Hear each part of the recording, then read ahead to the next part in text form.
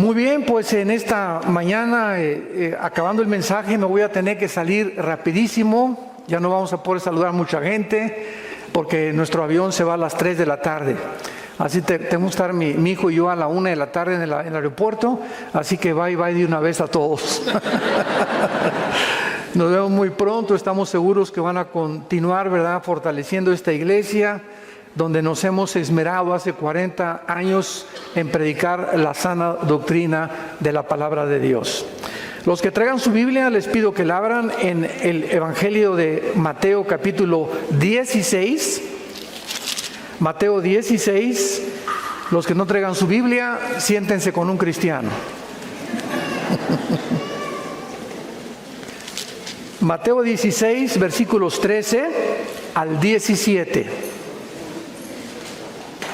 Y nuestro tema es acerca de investigar bíblicamente si realmente Jesús fue un simple maestro de moral, un gran revolucionario, uno de los iluminados que ha habido en las diferentes épocas de la historia, o si Jesús realmente fue Dios en la carne. El Hijo de Dios que bajó del mundo y tomó un cuerpo como el tuyo y como el mío para poder en la cruz pagar por nuestros pecados. Hace 2000 años Jesucristo tenía una pregunta muy importante que hacerles a sus discípulos. Y dice Mateo 16, versículo 13, que viniendo Jesús a la región de Cesarea de Filipo, preguntó a sus discípulos diciendo: ¿quién dicen los hombres que es el Hijo del Hombre? Ellos dijeron: unos Juan el Bautista, otros Elías, otros Jeremías o alguno de los profetas. Y él les dijo: ¿y vosotros quién decís que soy yo? Respondiendo Simón Pedro dijo: tú eres el Cristo, el Hijo del Dios viviente. Entonces le respondió Jesús: bienaventurado eres, Simón, hijo de Jonás, porque no te lo reveló carne ni sangre, sino mi Padre que está en los cielos. En aquel tiempo, esta pregunta acerca de la identidad de Jesús era la misma pregunta que en el siglo XXI la gente continúa haciéndose. Si tú vas a la escuela, a la universidad, con tus amigos, pues Jesús, ¿verdad?, está en una cruz colgado, fotos de Jesús por todos lados, celebramos la Navidad. Y la gente continúa creyendo lo mismo. Yo lo hacía precisamente también porque antes de ser cristiano, yo pertenecí a la ideología marxista-leninista. Y cuando me preguntaban acerca de Jesús, cuando mi hermano comenzó a hablarme de Jesús, yo le dije que era descendiente del Che Guevara. Imagínense nada más, ¿no? Fue un gran revolucionario, vino a tratar de establecer la libertad. Y además les decía yo al grupo de personas que me seguían que había sido el primer comunista, porque en el libro de los Hechos dice la Biblia que todos repartían según su necesidad, y que eso es el comunismo, repartirnos todo y que nadie sea pobre. Yo estaba grandemente equivocado, porque la diferencia entre el cristianismo y el comunismo es que nosotros lo hacemos voluntariamente y el comunismo lo hace a fuerza. O sea, te obliga a expropiar y te obliga a donar lo que tú tienes, que es la propiedad privada y que es uno de los bienes más sagrados que Dios nos ha dado en la Biblia. Muy bien, una de las cosas más maravillosas, vamos al Evangelio de Lucas capítulo 1, para comenzar, es que Jesucristo nace en este mundo. Señores médicos que nos acompañan en esta mañana, principalmente a los que les interesa la genética, esto es completamente asombroso.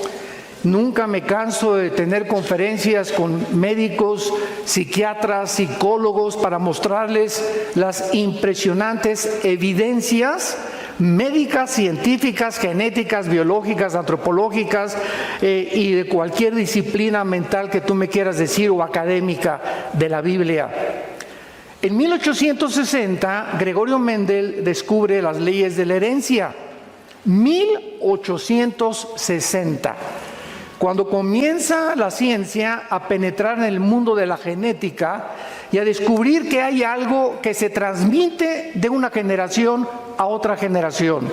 Los tigres transmiten a todos sus tigritos rayitas, los changos son changos, las palomas son palomas, los hipopótamos son hipopótamos.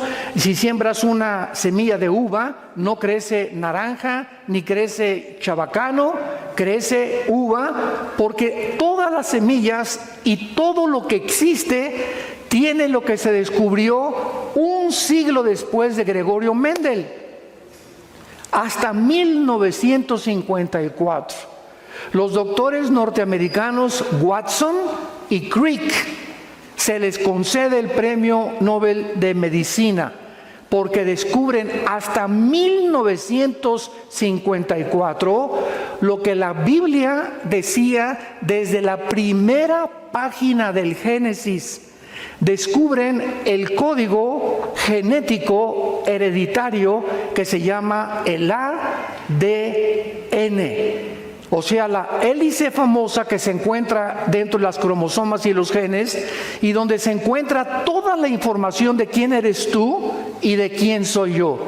En una uva se encuentra un software que alguien puso, vamos a ver quién es ese alguien.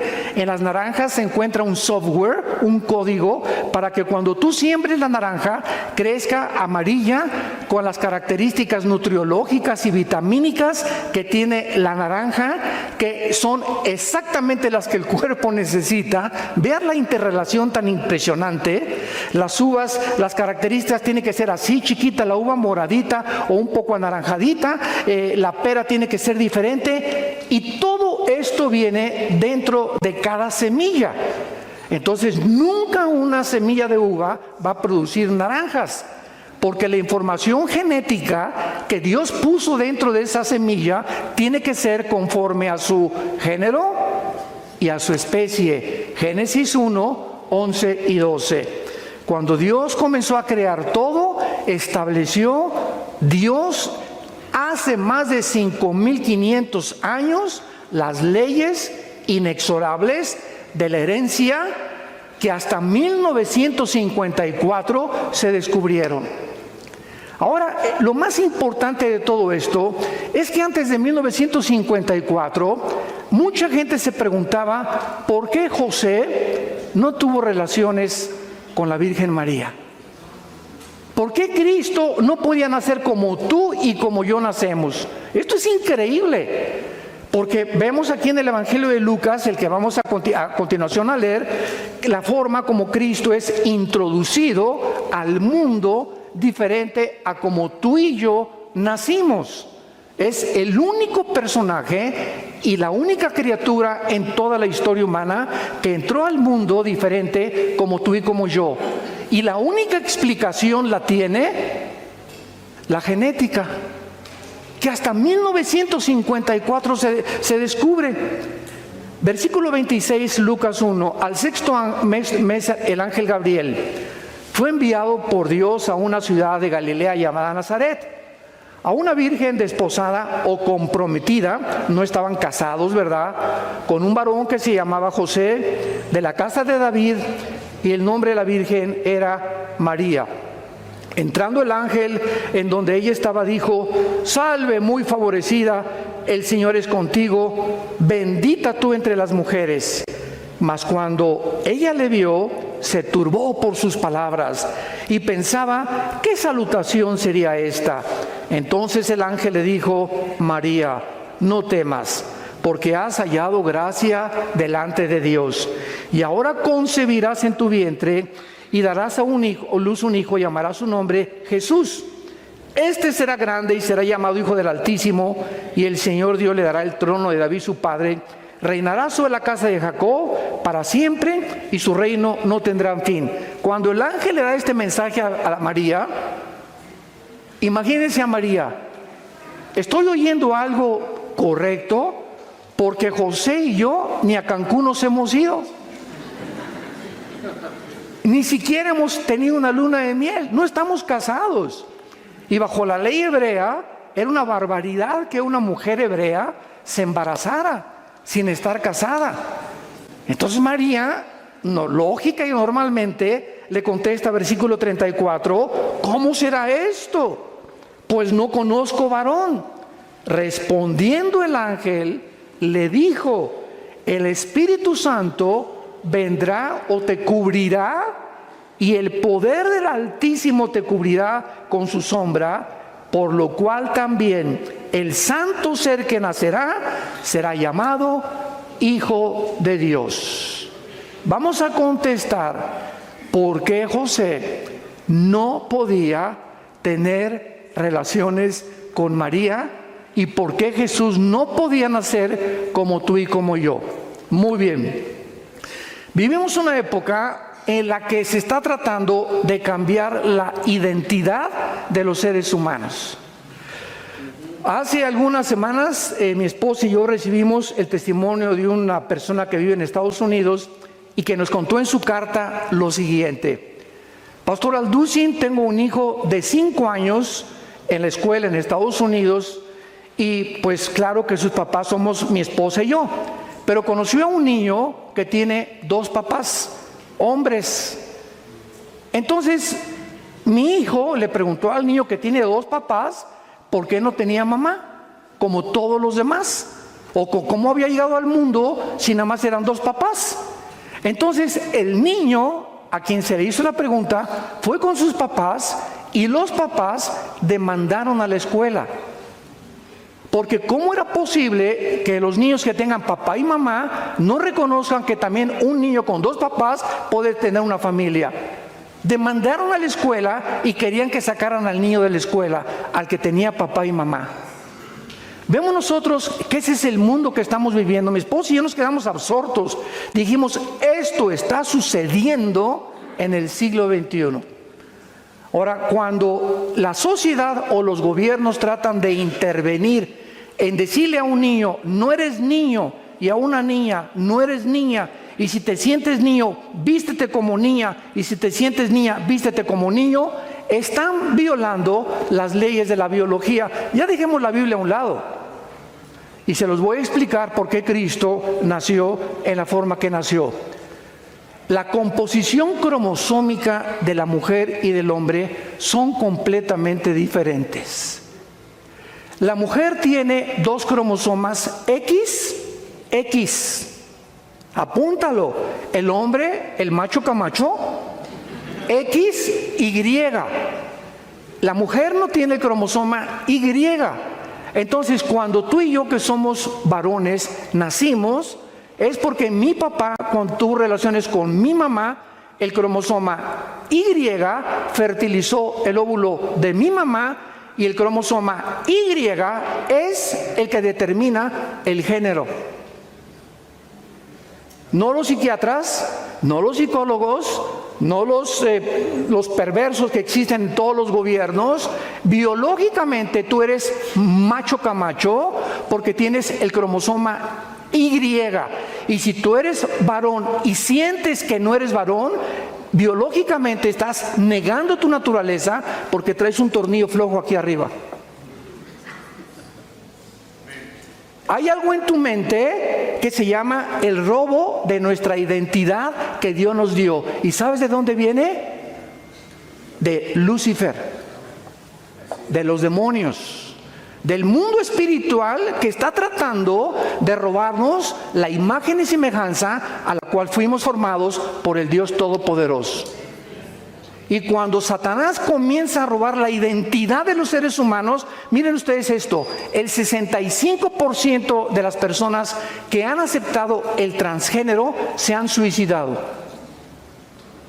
El 65% de las personas que han tratado de cambiarse el sexo o negar su identidad biológica acaban suicidándose. ¿Por qué? Porque pasa un fenómeno impresionante en su naturaleza en el que tienen que luchar durante toda su vida en aceptar algo que no lo son. Y si tú tienes el cromosoma Y, eres macho, camacho. Y negar tu nacimiento biológico es decirle a Dios, ¿por qué me hiciste así? Me hubieras hecho mejor mujer. Muy bien. Cuando nosotros venimos a la Biblia Dios creó a Adán y Eva con espíritu, alma y cuerpo. En otras palabras, somos espíritu, tenemos un alma y vivimos dentro de un cuerpo. El espíritu es la parte a través de la cual nosotros conocemos a Dios, porque Dios es espíritu. Entonces, a través del espíritu lo conocemos, lo adoramos y lo servimos. El alma es el centro de los sentimientos, la voluntad, el intelecto y las emociones. Es la mente. El cuerpo simplemente es el envase donde el alma y el espíritu viven dentro. Por eso el cuerpo, ¿verdad? Vamos a morir, te creman o te cabes en la panza un tiburón. A los primeros cristianos los quemaron vivos en las antorchas. No importa, dijo Cristo en Mateo 10, lo que a tu cuerpo le hagan. Preocúpate mientras estás vivo el destino de tu alma. Entonces, cuando el ser humano se rebela contra Dios, nos separamos. La palabra muerte en la Biblia no significa, apúntalo, cesar de existir. No significa cesar de existir, significa separación, nada más. Entonces el ser humano se separa de Dios espiritualmente cuando le dice a Dios: no quiero tus reglas, no quiero tus mandamientos, déjame independizarme, yo quiero ser autónomo, yo quiero definir mi vida, yo tengo la suficiente capacidad para determinar qué voy a hacer en la vida. Esto es lo que se llama la raza humana caída. Entonces, desde Adán hasta nuestros días, todos los varones hemos nacido con el cromosoma Y infectado por el pecado. Todos los varones traemos el cromosoma infectado por el pecado. Y si José hubiera tenido relaciones con María, entonces José tenía también la infección, porque el pecado, todos hemos pecado y hechos lejos de la gloria de Dios. Cristo hubiera nacido en pecado, porque es el cromosoma Y donde viene el pecado y la transmisión genética para que nosotros heredemos algo. Y así como tú puedes heredar físicamente, mira, tienes el celular de tu mamá y tienes los ojos de tu tía y las orejas de papalote de tu abuelo. Así como heredamos características físicas, la altura, el color de piel, etcétera, etcétera, heredamos también características mentales. Esto es increíble, porque somos almáticos también. Entonces es igual de berrinchuda que su mamá, tiene el liderazgo de su papá. Son características que pertenecen en el alma. Y también hay herencia espiritual, porque si somos espíritu, tuvimos que haber heredado algo espiritualmente. Y la Biblia es el único libro que nos dice cuál fue la herencia espiritual. La Biblia, Sigmund Freud le llamaba la sexualidad infantil, Carlos Marx le llamó la lucha de clases, William Shakespeare le llamó el defecto tráfico, los psicólogos el medio ambiente, la Biblia le llama pecado. El pecado, que significa habernos desviado de la voluntad de Dios. Nacemos con la tendencia chuecos. Este es el diagnóstico que Dios nos hace de nosotros mismos. Hemos nacido chuecos desde chiquitos. Y veo un niño de 2 años, es el dictador más grande de su casa. Ya ves a los niños chiquitos, y no quiero mi juguete, y quiero el otro. ¿Quién les enseñó a ser así? ¿El gato o Fido el perro? No, nacemos con la maldad, nacemos con el mal. Nunca le enseñamos a un niño a portarse mal, les enseñamos a portarse bien, porque nacemos con el mal. Entonces la misma experiencia humana nos muestra que el diagnóstico de Dios es correcto. Entonces el nacimiento de Jesús no podía ser como tú y como yo. ¿Por qué? Por la herencia de pecado en la cual nosotros hemos nacido delante de Dios. Él tenía que nacer de una forma diferente. El Espíritu Santo pone el cromosoma Y para que ovule el óvulo de María, y para que el santo ser que nazca en la matriz de María pueda ser un ser humano como tú y como yo, pero sin haber heredado el pecado. Y la persona que moría en la cruz del Calvario no podía ser un ángel. No podía ser porque los ángeles jamás, ¿verdad?, nos pueden representar. Tenía que ser en la cruz un humano para identificarse con nosotros, pero en la cruz no podía ser un simple humano, porque nosotros no perdonamos pecados. El único que perdona pecados es Dios. Entonces, en la cruz tenía que ser Dios también para perdonarnos. Y ahí estaba la naturaleza dual de Jesús. Era 100% humano y era 100% Dios. Él lloró, caminó, comió, sufrió tentaciones igual que nosotros, pero al mismo tiempo Él era Dios. Y los atributos divinos de Jesús no los ejerció conforme a su voluntad. Dice en Filipenses que no estimó el ser igual que su Padre. Antes de venir al mundo, Jesús, el Padre, el Hijo y el Espíritu Santo estaban en el mismo nivel. El Hijo baja al mundo y el Padre queda arriba del Hijo. El Hijo voluntariamente se somete a quedar debajo del Padre. No estimó el ser igual a Dios como cosa que aferrarse, sino que se humilló y se puso debajo del Padre temporalmente. Como una vez un testigo de Jehová me dijo, es que Jesús dijo, mi Padre es mayor que yo. Pues sí, porque entiende Filipenses capítulo 2, cabeza de aguacate. Él tuvo que ponerse bajo el Padre para demostrarnos a nosotros la sumisión. Que tenemos que estar sumisos, no somos dioses. Él siendo Dios no estima el ser como su Padre. Y comienza Jesús a decirnos, yo no hago nada, no hablo nada, no veo nada más que lo que veo hacia el Padre. Había 10 personas enfermas y Jesús, imagínense, a los 21 años. Papá, mira cuántos enfermos, mira cuántos están sin el Evangelio. Y el Padre, no vas a curar a nadie, no vas a predicar a nadie, pero papá, hasta que cumplas 30 años. Y este es el periodo que se conoce como el periodo del silencio. Ay, Señor, ya quiero ser misionero, ya quiero ser pastor. Te dice Dios, ya me quiero casar. Cállese. Porque somos impacientes por naturaleza. Y cuando comenzamos a caminar con Dios, comenzamos a aprender a someternos a su voluntad. Y Dios le da lo mejor a los que le dejan escoger a Él. Era hasta que cumpliera 30 años después del bautizo por Juan el Bautista en el río Jordán, que ahí Jesús comenzaría su ministerio. Entonces, vemos la entrada de Jesucristo al mundo de una forma sobrenatural, explicada por la ciencia médica de la genética del siglo XX y del siglo XXI. Continuemos. Veamos nosotros ahora su deidad probada. En Génesis 1:1 dice la Biblia, Bereshit Elohim ha-samayin ha-eretz, en el hebreo. En el principio Dios hizo los cielos y la tierra.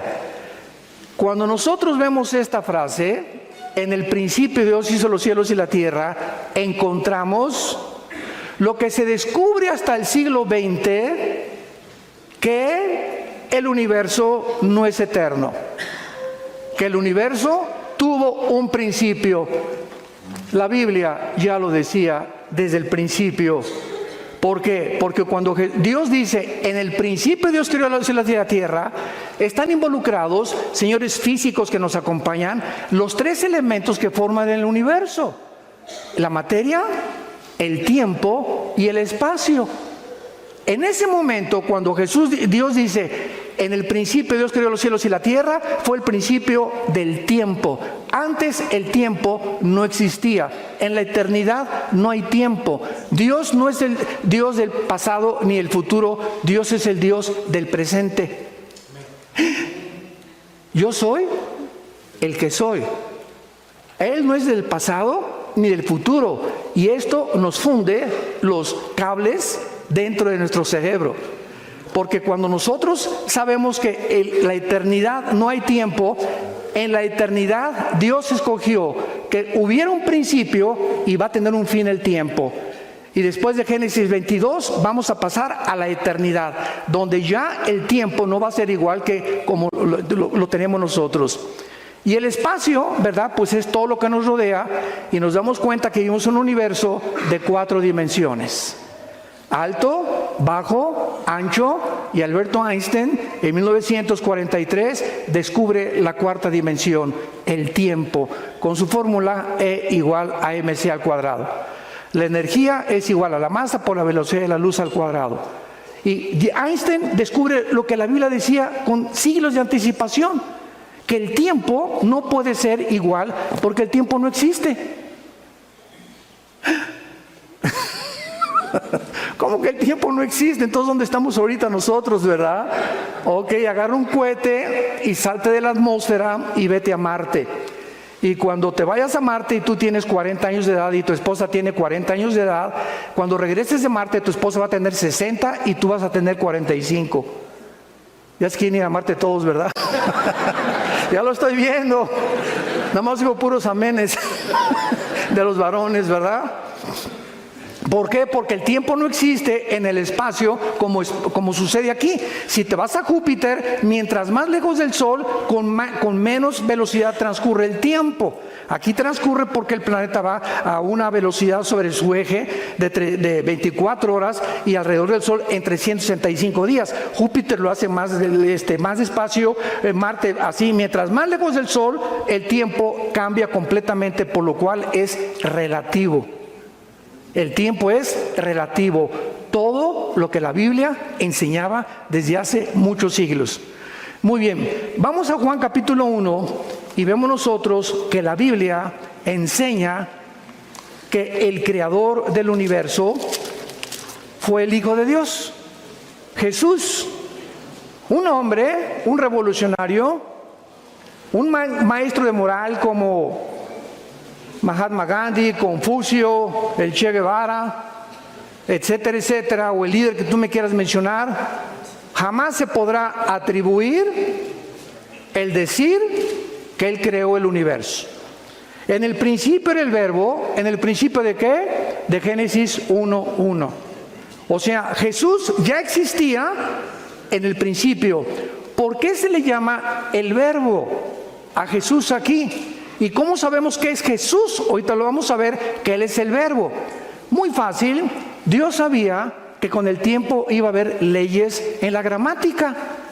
Yo me acuerdo, desde primaria me enseñaron que una oración tiene sujeto, verbo y predicado. El sujeto es el principal de la oración, el verbo indica la acción y el predicado es el resto de la oración.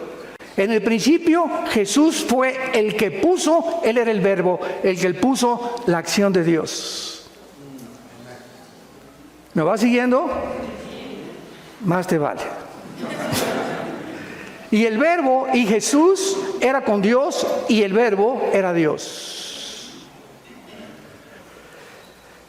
Todas las cosas por Jesús, por Él fueron hechas, y sin Él nada de lo que ha sido hecho fue hecho.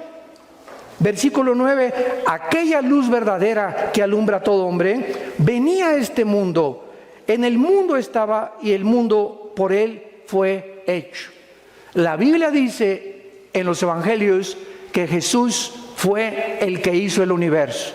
Un momentito, pero ¿qué diferencia hay entre el Padre y el Hijo y el Espíritu Santo? ¿Cómo está eso de la Trinidad y que el Hijo es el Padre, etcétera, etcétera? Lo que sabemos, dice en 1 Corintios 8, no lo sabemos como lo deberíamos de saber. Y se los voy a mostrar físicamente también, con las leyes de la física. Miren, qué fácil está esto, para enseñarles la Trinidad, que es nada más un ejemplo, no podríamos profundizar mucho más. Yo voy a poner aquí una barrera que divida este salón y voy a lanzar un rayo de luz, y este va a ser un prisma, que atraviese el prisma y todos ustedes van a ver, ¿qué cosa? Un rayo de luz blanca, ¿correcto? Pero ese rayo de luz, al entrar al prisma, se descompone en 7 colores. Y si yo les digo a ustedes, ¿qué vieron? Un rayo de luz blanca. Y ustedes, 7 colores. ¿No hay una contradicción aparente? Porque aparentemente es una contradicción, pero es el mismo rayo de luz descompuesto en 7 colores. Entonces, no es que hay una contradicción, es que nos falta captar la realidad del mundo físico. Vamos a tener otro ejemplo. Tomamos el agua. ¿Cuál es la composición de los elementos químicos del agua? H2O. 2 átomos de hidrógeno por 1 de oxígeno. Muy bien, el agua, esa es su fórmula química. Cuando es agua líquida, ¿es H2? Cuando es hielo y cuando es vapor. O sea, el H2O puede tener 3 formas, pero la esencia es la misma. A Dios le ha agradado manifestarse en 3 personas, pero es un solo Dios. Vamos con los cocineros. El huevo. ¿Qué es el huevo? Cáscara, clara y yema. Dame un huevo y te doy la yema. ¿Es el huevo? Es parte del huevo. Porque el huevo es cáscara, clara y yema. Si te doy la clara es huevo, es parte del huevo. Entonces, ese mismo huevo está formado de 3 cosas, pero se le llama un huevo, no se le llaman 3 huevos. Y Jesús dice que el matrimonio no somos 2, sino 1. Oye, espérame, pero si ella es del sexo opuesto y yo soy macho camacho, ¿cómo que somos 1? Así es. Mantienen su individualidad aquí abajo en la tierra, pero delante del Padre el matrimonio es una sola carne. ¿Por qué? Porque somos una unidad desde la perspectiva espiritual. Aquí abajo nos dividimos en 2, los 2 somos espíritu en diferentes cuerpos, nada más. Mi esposa es espíritu, yo soy espíritu. Dios le agradó darle a mi esposa un cuerpo diferente a mi cuerpo, pero ante Él somos uno. ¿Y qué dijo qué dijo Cristo en Juan 17? Te pido, Señor, que toda la iglesia sean uno. ¿Cuántas iglesias hay en el mundo? ¿Cuántas denominaciones hay en el mundo? Cientos, miles. Pero ante los ojos de Dios, Él quiere que seamos uno en el Espíritu. Entonces hay 3 en 1, hay 2 en 1, hay 5 en 1, hay 20 en 1, hay miles en 1. ¿Por qué? Porque lo que sabemos no lo sabemos como lo deberíamos de saber. Y la gente sigue todavía, ¿verdad?, peleándose, que no, que por aquí, por allá. Yo no entiendo la Trinidad y como Don Teofilito ni la entenderás. Veamos nosotros que la Biblia nos enseña que no solamente Jesús es el Creador, sino que también nos enseña un fenómeno de la física, inexplicable por la física, aplicado y explicado por la Biblia. El mundo microscópico está formado por átomos, electrones, protones y neutrones, ¿correcto? Y giran a una velocidad, si tú tienes un microscopio electrónico, giran hay un mundo microscópico donde millones de partículas están girando así y así y así alrededor de un átomo. La pregunta es, ¿quién los impulsó para moverse con esa rapidez? Ahora, lo que pasa en el mundo microscópico pasa también en el mundo macroscópico. Y volteamos los ojos al universo y el cosmos es lo mismo. Todo el cosmos son galaxias que están girando, ¿verdad?, de una forma afinada, perfecta. Dicen los astrofísicos que están cada día expandiendo más unas y más de otras para no estrellarse. ¿Quién mantiene al planeta Tierra, donde tú y yo estamos parados, a una velocidad constante de 24 horas, sin detenerse 5 segundos, ni adelantarse 5 segundos, para que sean 24 horas con segundos y minutos, y una velocidad constante alrededor del Sol en 365 días? Porque esta velocidad del mundo microscópico y del mundo cósmico contradice la física. ¿Qué ley establece la física? Escuchen, la física establece este principio, que si yo tengo una canica y le hago así y le disparo, la velocidad de la canica es proporcional a la fuerza que le aplico. Es una ley física inexorable. Todo cuerpo tiene la velocidad de la fuerza que se le aplique. Si agarro una flecha y disparo la flecha, va a salir la flecha volando y va a tener que caer. ¿Por qué? Porque la fuerza que le apliqué no es eterna, tiene que caer forzosamente. Un balazo, tiras un balazo, sale la bala y tiene que caer tarde o temprano en algún lugar. ¿Por qué? Porque la fuerza que se le aplicó con la pólvora. ¿Quién le aplicó la fuerza? Al planeta Tierra, al mundo microscópico, para que exista la cohesión física que mantiene y hace posible la materia. Hebreos capítulo 1, versículo del 1 al 3. Veamos qué dice la Biblia. Esto es asombroso. Dios, habiendo hablado muchas veces y de muchas maneras en otro tiempo por los profetas, en estos postreros días nos ha hablado por el Hijo, a quien constituyó heredero de todo y por quien asimismo hizo el universo, el cual, hablando de Jesús, siendo el resplandor de su gloria y la imagen misma de su sustancia, y subraya lo que sigue, y quien sostiene, se tradujo en muchas Biblias, sustenta todas las cosas. ¿Con qué? Con la Biblia.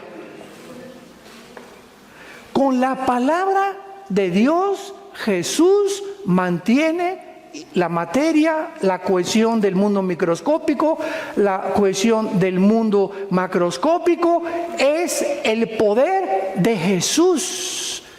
Ese hombre que se hincó a lavarnos los pies, que abrió sus manos y no se defendió y como una oveja fue entregado en medio de estos trasquiladores. Él. Ahora voy a retroceder un poco más. Esto les va a volar completamente todos los fusibles. Dios comenzó en esta tierra en un esperma. Dios se metió a un esperma porque así fue como nació en el vientre de María. Dios entró a un esperma cuando el cromosoma Y ovula el óvulo de María, se forma un cigote de 46 cromosomas. 23 cromosomas heredé de mi papá, 23 cromosomas heredamos de nuestra mamá. Cuando se juntan, somos un cigote de 46 cromosomas, y ahí, dice el Salmo 139, en el estado embrionario es cuando comienza la vida. Ningún médico te puede decir cuándo comienza la vida, porque ningún médico, por más laureado y los doctorados que tenga en medicina, se puede atrever a decir, porque solo Dios sabe cuándo comienza la vida. Y de acuerdo a la Biblia, comienza en el estado embrionario. Ahí ya somos seres humanos. Ahí estaba Jesús, en estado embrionario.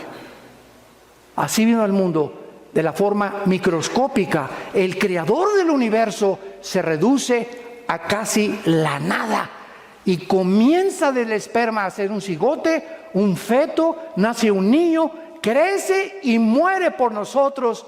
A los 3 días vence toda la muerte para demostrarnos quién es Dios, porque nos ama, porque dio su vida y para que sigamos sus pisadas.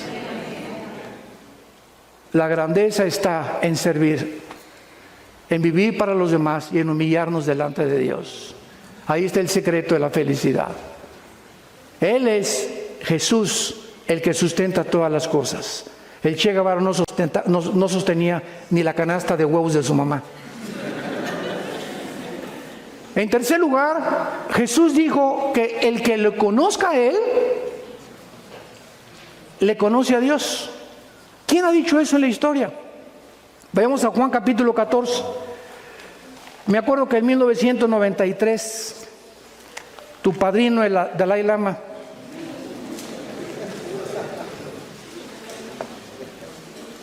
dijo al Papa Juan Pablo II que él era Dios. Así se lo dijo. Y me acuerdo que yo, ni tarde ni perezoso, le mandé un correo a la embajada china para decirle: por favor, ¿nos puede decir cuándo va usted a resucitar? Cuando yo vine a la Biblia y mi hermano Alejandro me guió a Cristo, Le vuelvo a repetir, yo soy un adicto a la lectura desde los 12 años. Siempre me ha gustado, me encanta. Yo no puedo estar sin leer. Por lo menos 2, 3 libros al mes leo, mínimo. Soy un adicto a la lectura. Y cuando yo leí la vida de la Mahatma Gandhi, la vida de Mahoma, la vida de Confucio, la vida de todos los líderes de Che Guevara, la dialéctica materialista, la ideología, el socialismo, las ideologías, las filosofías, yo a los 22, 23 años de edad estaba lleno así de conocimientos de por aquí, por allá, y al mismo tiempo intenté 3 veces quitarme la vida. Me sentía con un vacío impresionante, ya no sabía qué cosa, hasta que comenzaron a hablarme, mi hermano me habló por primera vez y comencé a leer, y lo que me trajo a Jesús es cuando yo leí Juan 14. Cuando yo leí estas palabras, hagan de cuenta que salía como fuego, así entraba mi alma, la búsqueda tan existencial que traía, ¿a quién le dedico mi vida? ¿Para qué nací? La vida es tan corta, ¿a quién se la puedo dedicar? Y cuando leo Juan 14, me acuerdo que caí de rodillas, casi llorando. Y comencé a hacerme las siguientes preguntas. Leamos lo primero. Jesús les dijo antes de morir, esto es un día antes de morir. Antes de morir Jesús les dijo a los discípulos, no se turbe su corazón. Lo primero que les dijo es, no estén estresados. Nunca, nunca, nunca, nunca. No importa lo que pasa en el mundo. Que salió el presidente que el petróleo cayó, que el peso cayó, que la bolsa, que por aquí, por allá. No hagamos caso de nada absolutamente. Mantén dentro de ti la paz de Dios. Todo está bajo control. Soy su hijo, soy tu hija, Señor. Yo no puedo convertir a mis hijos, no puedo convertir a mi esposa, no puedo convertir a las ovejas. Yo no puedo hacer que el dinero me llegue. Señor, tú estás al control de todo. Yo quiero vivir en paz. Mi hija se fue y está en las drogas y se fue a la prostitución. Hermano, por favor, ore por mí. Mire, doña Chencha, primero usted se aplaca y se tranquiliza, porque en el estado en que usted viene a pedirme orar por su hija, me está hablando que usted no cree en Dios. Porque en ese estado se manifiesta la incredulidad. Dice la Biblia, estamos en apuros, pero nunca desesperados. Nunca lleguemos a la desesperación ni a la angustia de ¿y ahora qué hago? ¿Cómo que qué haces? ¿Quién es tu Dios? ¿Quién es el Dios que murió en la cruz por ti? Salte corriendo a tu jardín y ve a los pajaritos. ¿Qué tienen los pajaritos? Ese pajarito que no vale ni 2 pesos, Dios lo sostiene. Y Dios, cuando una hormiguita en el África se muere, Dios sabe que se murió la hormiguita. Cuando vas al peluquero, Dios sabe cuántos pelos te quitaron. Cuando Dios ve el mundo microscópico, sabe cuántas bacterias murieron, sabe cuántos microbios. El conocimiento y la omnisciencia de Dios trasciende nuestra capacidad de pensamiento. Él es Dios.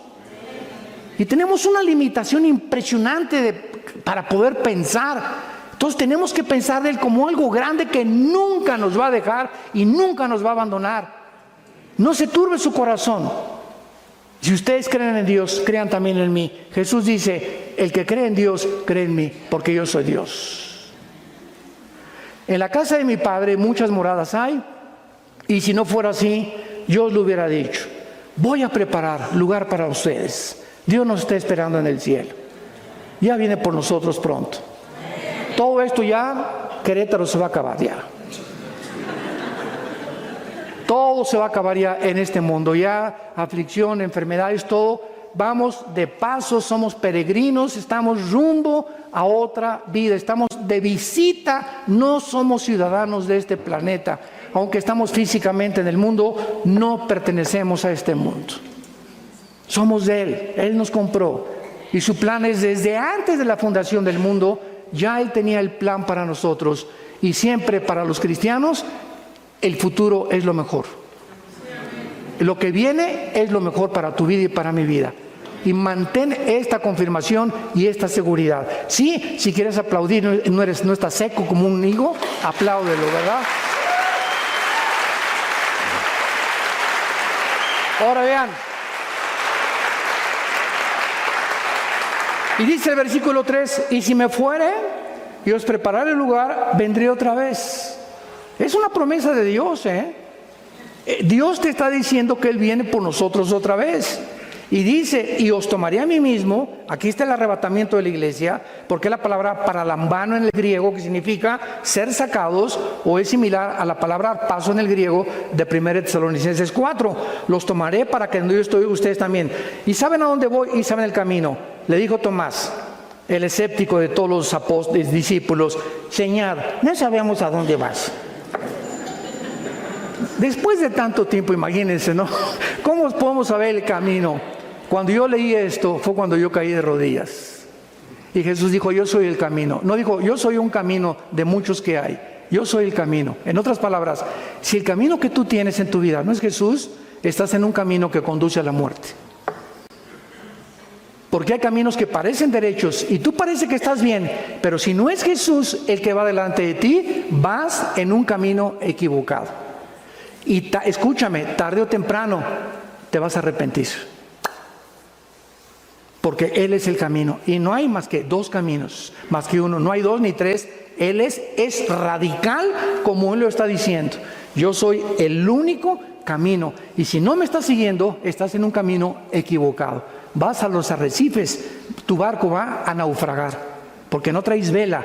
Yo soy el capitán. Y si no soy tu capitán, tu barco no va a llegar a su destino. Yo soy el camino, yo soy la verdad. La verdad. ¿Saben por qué existe la filosofía? Porque la filosofía es la búsqueda de la verdad.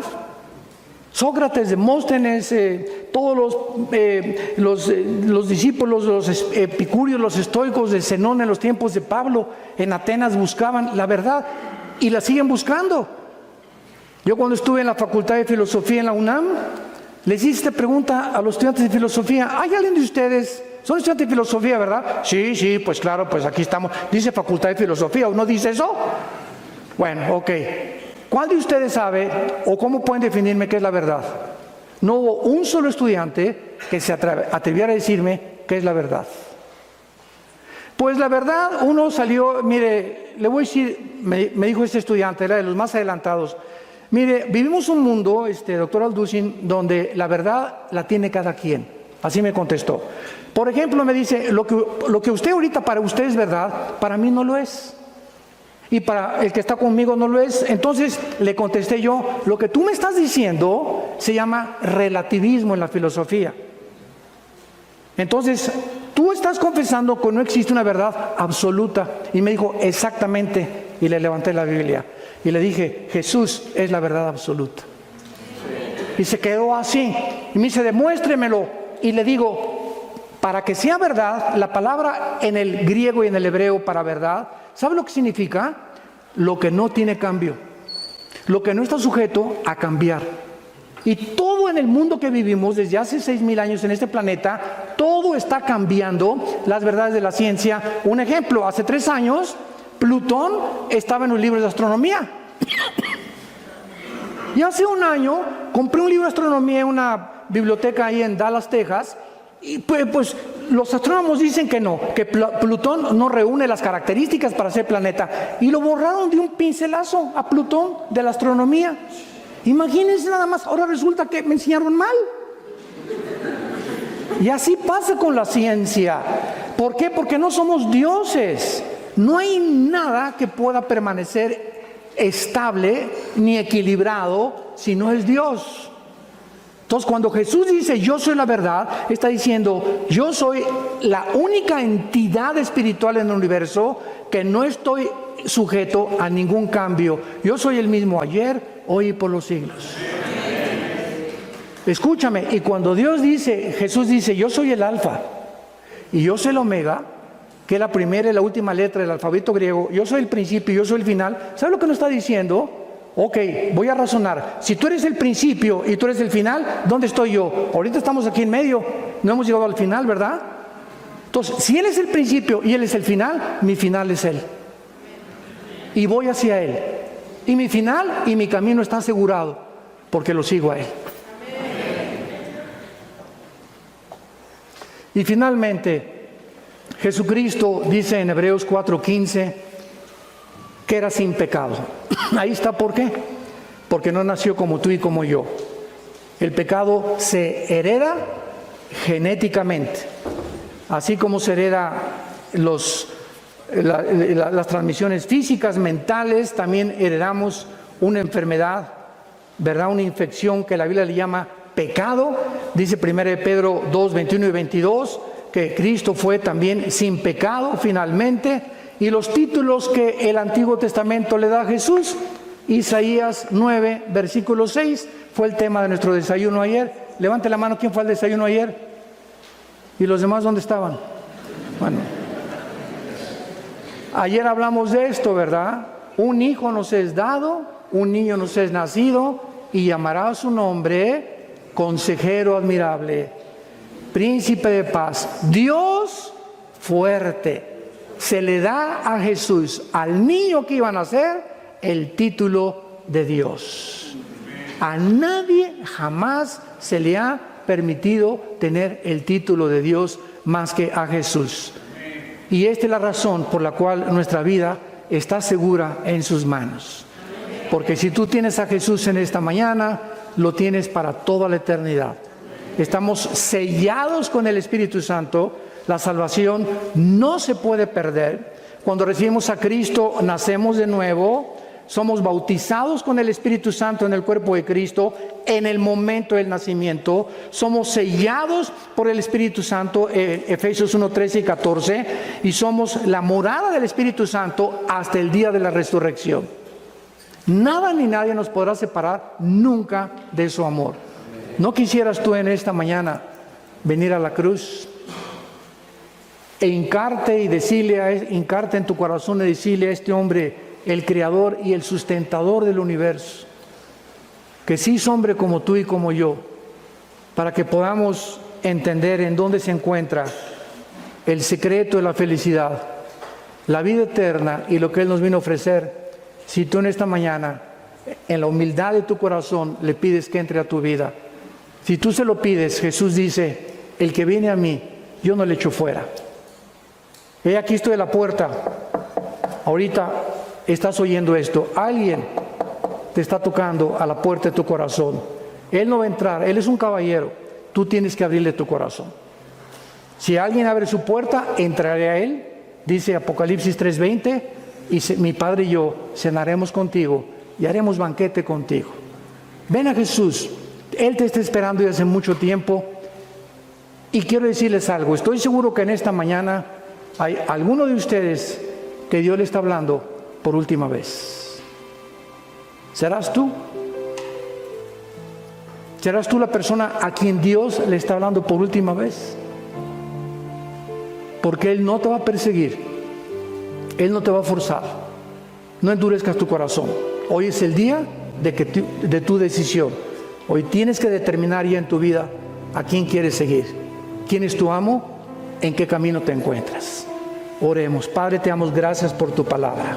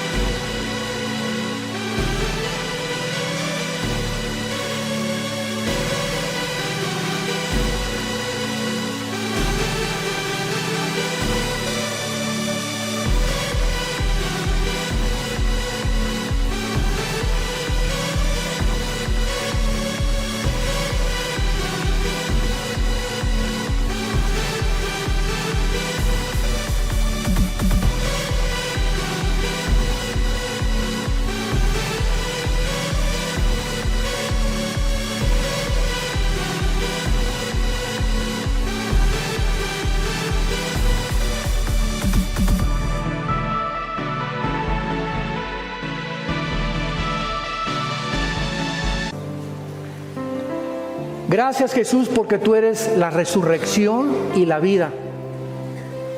Y fue tu resurrección de entre los muertos lo que ha hecho la base del cristianismo.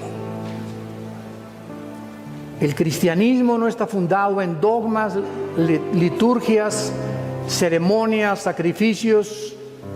El cristianismo tiene una sola base, que Jesús, su fundador, volvió a vivir.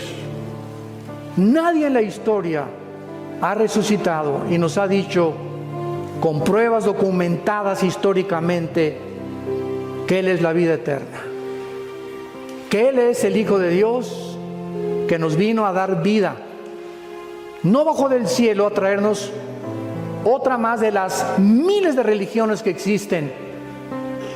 El cristianismo no es una religión, es una relación personal, viva, dinámica, orgánica, con alguien que vive, se llama Jesús. El quien está en esta mañana tocando a tu corazón. ¿Le quisieras abrir? Si le quieres abrir tu corazón, dile con todas tus fuerzas estas palabras. Señor Jesús, te pido que me perdones mis pecados. Me arrepiento con todo mi corazón de mi vida pasada. Creo que en esa cruz con tu sangre pagaste por ellos. Y como creo que a los 3 días volviste a vivir, te pido en este instante que entres a mi corazón como mi Señor y mi Salvador. Gracias porque la corta vida que me has dado ahora tendrá un sentido y propósito para vivirla. Vivirla para ti, Jesús, para conocerte, porque esta es la vida eterna, que te conozcamos a ti y a tu Padre, que te envío en esta misión, donde tú sacrificaste tu vida en mi lugar. Gracias por el Espíritu Santo que en este instante me está sellando, me está colocando, identificándome contigo en tu muerte y resurrección, y me está convirtiendo en una nueva criatura. Ahora soy tu hijo, ahora puedo llamarme tu hija, y nunca me dejarás y nunca me abandonarás. Te bendigo por tan grande salvación, en el nombre de Jesús. Amén.